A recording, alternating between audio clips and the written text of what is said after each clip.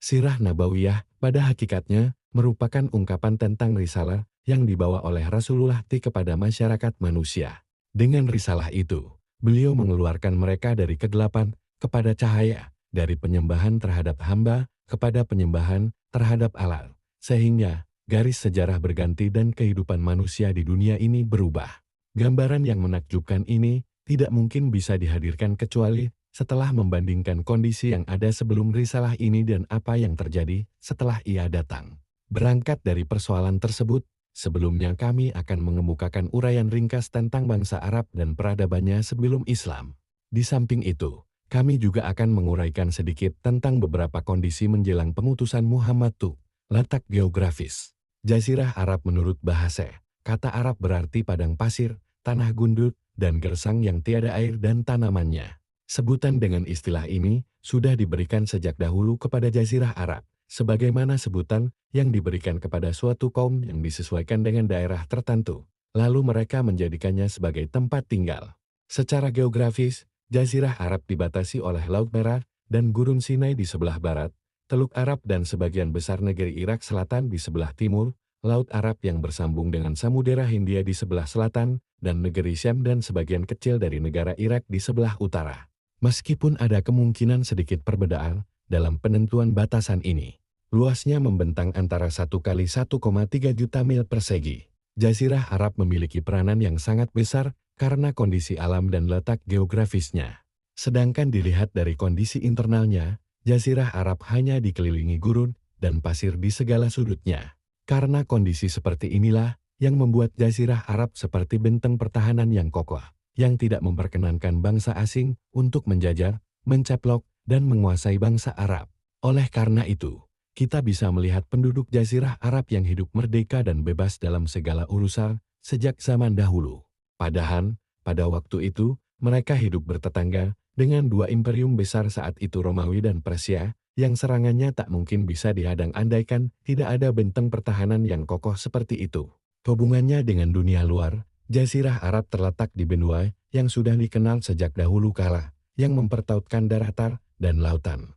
Sebelah barat laut merupakan pintu masuk ke benua Afrika, sebelah timur laut merupakan kunci untuk masuk ke benua Eropa, dan sebelah timur merupakan pintu masuk bagi bangsa-bangsa non-Arab, Timur Tengah dan Timur Dekat, terus membentang ke India dan Cina. Setiap benua mempertemukan lautnya dengan Jazirah Arab, dan setiap kapal laut yang berlayar pasti akan bersandar di pinggiran wilayahnya.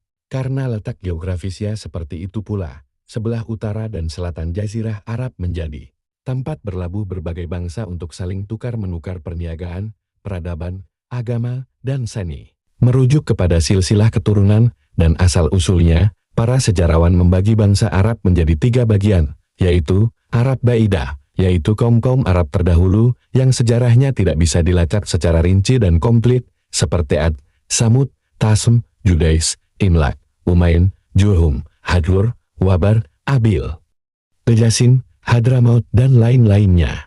Arab Aribar, yaitu bangsa Arab yang berasal dari keturunan Yasyub bin Yarub bin Kahtan. Suku bangsa Arab ini dikenal dengan sebutan Arab Kahtaniyah. Arab Mustaribah, yaitu kaum-kaum Arab yang berasal dari keturunan Ismail, yang disebut juga Arab Adnaniyah. Arab Aribah adalah bangsa Kahtan. Tempat asal-usulnya adalah negeri Yaman, lalu berkembang menjadi beberapa kabilah dan suku. Yang terkenal adalah 2 kabilah, yaitu kabilah Himyar, yang terdiri dari beberapa suku terkenal, yaitu Zaid al-Jumhur, Quda'ir, dan Sakasi, dan Kahlan, yang terdiri dari beberapa suku terkenal, yaitu Hamadan, Anmar, Taye, Madsani, Kindat, Laham, Jusam, Asad, Els, Hasrai, dan anak keturunan Jafal, Raja Sam. Suku-suku Kahlan banyak yang hijrah meninggalkan Yaman, lalu menyebar ke berbagai penjuru Jazirah Arab menjelang terjadinya banjir besar saat mereka mengalami kegagalan dalam perdagangan. Hal ini sebagai akibat dari tekanan bangsa Romawi dan tindakan mereka menguasai jalur perdagangan laut dan setelah mereka menghancurkan jalur darat serta berhasil menguasai Mesir dan Syam. Tidak aneh bila itu terjadi sebagai akibat dari persaingan antara suku-suku Kahlan dan suku-suku Himyar yang berakhir dengan keluarnya suku-suku Kahlan dan ditandai dengan menetapnya suku Himyar. Suku-suku Kahlan yang berhijrah dapat dibagi menjadi 4 golongan: Asad, Perpindahan mereka dipimpin oleh Imran bin Amr Muzakiyah. Mereka berpindah-pindah di negeri Yaman lalu berjalan ke arah utara dan timur. Tesalabah bin Amr pindah ke Madinah. Haritsah bin Amr mendiami Mekah. Imran bin Amr singgah di Oman. Jafnah bin Amr pergi ke Syam. Kedua, Lahm dan Judzam. Mereka pindah ke timur dan utara. Ketiga, Bani Tai. Mereka berpindah ke arah utara hingga singgah di antara dua gunung, Aja dan Salma. Keempat, Kinda. Mereka singgah di Bahrain, lalu Hadramaut, dan akhirnya pindah ke Najd. Di sana mereka mendirikan pemerintahan yang besar dan kuat. Tetapi, secepat itu pula mereka punah dan tak meninggalkan jejak. Di sana masih ada satu kabilah dari Himyar yang diperselisihkan asal keturunannya, yaitu Kuda'ah. Mereka hijrah meninggalkan Yaman dan menetap di pinggiran Irak. Adapun Arab Mustaribah moyang mereka yang tertua adalah Ibrahim Al yang berasal dari negeri Irak, dari sebuah daerah yang disebut Ar. Kota ini berada di pinggir barat Sungai Yufrat, berdekatan dengan Kufah. Cukup banyak penelusuran dan penelitian yang luas mengenai negeri ini, selain tentang keluarga Ibrahim, kondisi keagamaan dan sosial di negeri tersebut. Kita tahu bahwa Ibrahim hijrah dari Irak ke Haran atau Haran, termasuk pula ke Palestina. Ia lalu menjadikan negeri itu sebagai basis dakwahnya. Ia banyak menyusuri negeri ini dan negeri lainnya. Di salah satu perjalanan tersebut, Ibrahim bertemu dengan Fir'aun. Istri Ibrahim, Sarah, turut menemaninya. Sarah merupakan wanita yang tercantik. Maka Fir'aun itu hendak memasang siasat buruk terhadap istri beliau. Namun, Sarah berdoa kepada Allah, sehingga dia membalikan jerat yang dipasang raksasa itu ke lehernya sendiri. Akhirnya, raja yang zalim itu tahu bahwa Sarah merupakan wanita saleh yang memiliki kedudukan tinggi di sisi Allah. Karena itu, ia menghadiahkan putrinya, Hajar, menjadi pembantu Sarah, sebagai pengakuan atas keutamaan Sarah atau karena ia takut terhadap siksa Allah. Akhirnya Sarah menikahkan Hajar dengan Ibrahim. Ibrahim alaihi salam kembali ke Palestina dan kemudian Allah menganugerahkan Ismail dari Hajar. Hal ini membuat Sarah terbakar api cemburu. Dia memaksa Ibrahim agar menjauhkan Hajar dan putranya yang masih kecil, Ismail. Maka Ibrahim membawa keduanya ke Hijaz dan menempatkan mereka berdua di suatu lembah yang tidak ditumbuhi tanaman, di Baitul Haram, yang saat itu hanya berupa gundukan-gundukan tanah. Rasa gundah mulai menggelayuti pikiran Ibrahim. Beliau menoleh ke kiri dan kanan, lalu meletakkan putranya di dalam tenda di dekat Zamzam. Saat itu, di Mekah belum ada seorang manusia pun, dan tidak ada mata air. Beliau meletakkan kantong berisi kurma dan geriba berisi air di dekat Hajar dan Ismail. Setelah itu, beliau kembali lagi ke Palestina. Beberapa hari setelah itu, bekal dan air sudah habis. Sementara tidak ada mata air yang mengalir. Tiba-tiba mata air Zamzam memancar berkat karunia Allah, sehingga bisa menjadi sumber penghidupan bagi mereka berdua, yang tak pernah habis hingga sekarang. Kisah mengenai hal ini sudah banyak diketahui secara lengkapnya. Suatu kabilah dari Yaman Jurhum kedua datang ke sana, dan atas izin Bunda Ismail, mereka menetap di Mekah.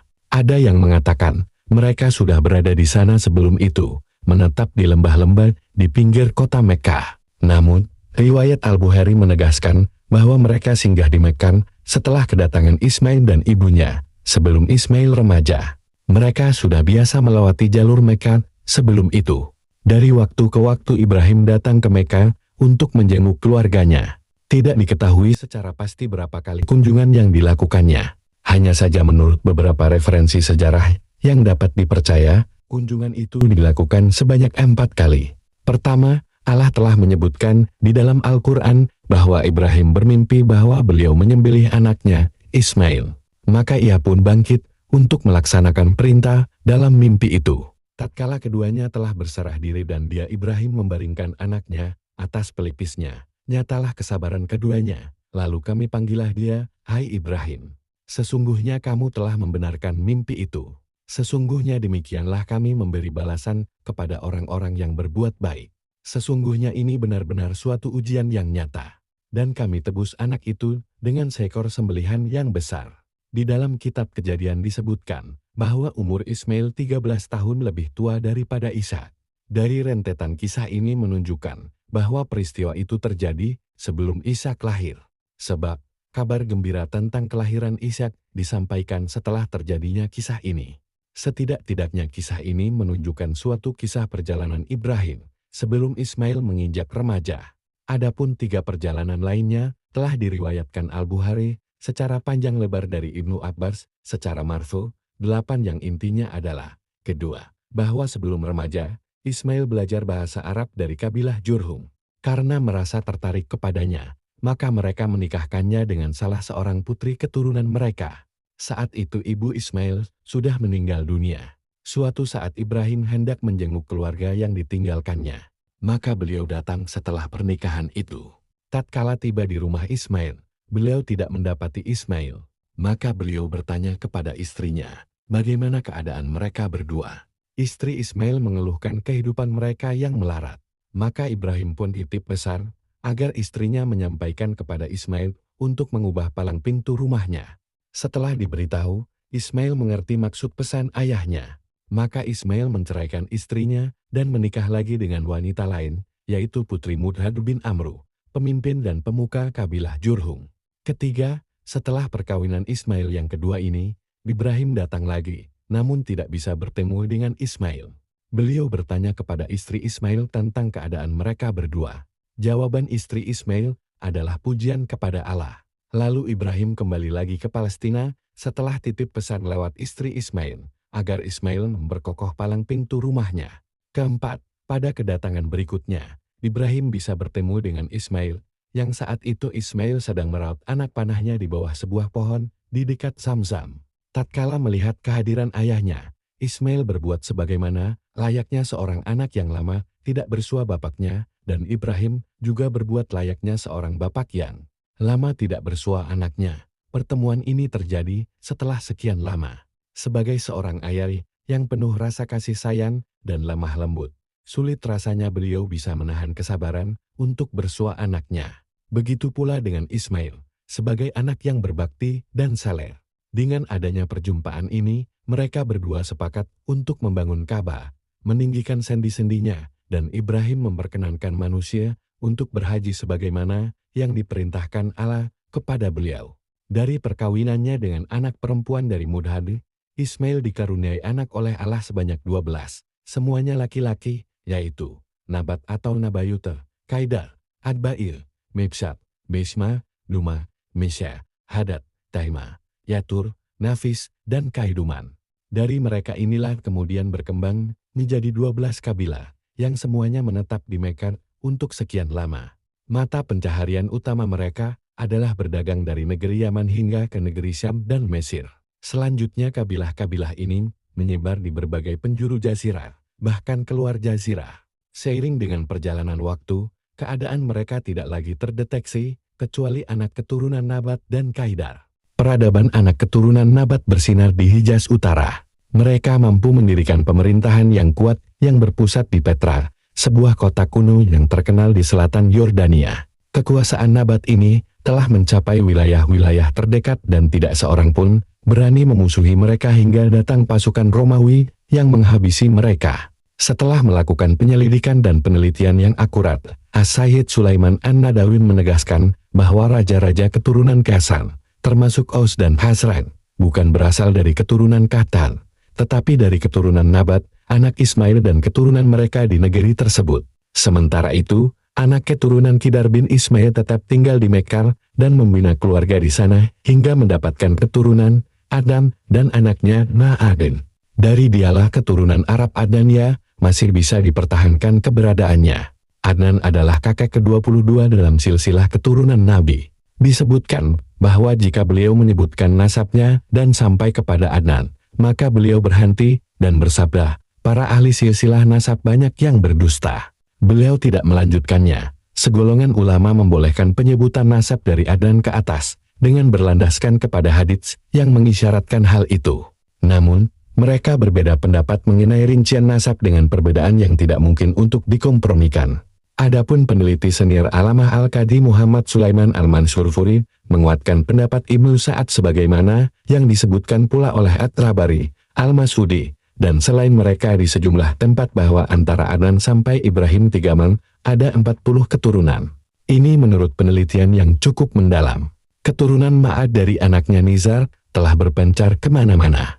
Menurut salah satu pendapat, Nizar adalah satu-satunya anak Ma'ad. Sementara itu, Nizar sendiri mempunyai 4 anak, yang kemudian berkembang menjadi 4 kabilah yang besar, yaitu Iyad, Anmar, Rabi'al dan Mudhar. 2 kabilah terakhir inilah yang paling banyak marga dan sukunya. Dari Rabi'ah ada Asad bin Rabi'an, Anzad, Abdul Qais, 2 anak Wa'il, Bakar dan Taghlib, Hanifah, dan lain-lainnya. Kabilah Mudhar berkembang menjadi 2 suku yang besar, yaitu Qais Ailan bin Mudhar dan marga-marga Ilyas bin Mudhar. Dari Qais Ailan, lahirlah Bani Sulaim, Bani Hawazin, Bani Ghatafan. Dari Ghatafan lahir Abse, Sibien, Asya dan Gai bin Ashar.